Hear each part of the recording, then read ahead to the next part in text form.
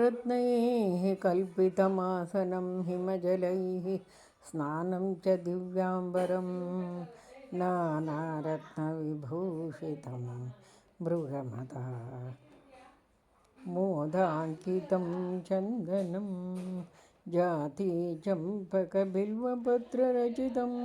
पुष्पं च धूपं तथा दीपं देवदयानिधे पशुपते हृत्कल्पितं गृह्यतां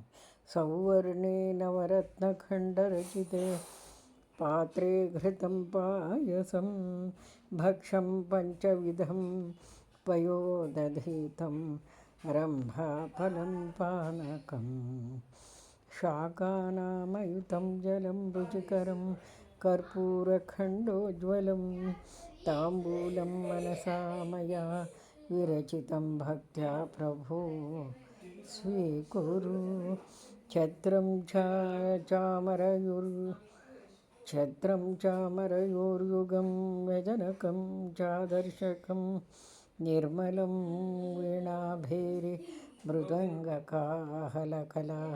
गीतं च नृत्यं तथा साष्टाङ्गं प्रणतिः स्तुतिर्बहु विधा एतत् समस्तं मया सङ्कल्पेन समर्पितं तव विभो पूजां गृहाण प्रभो।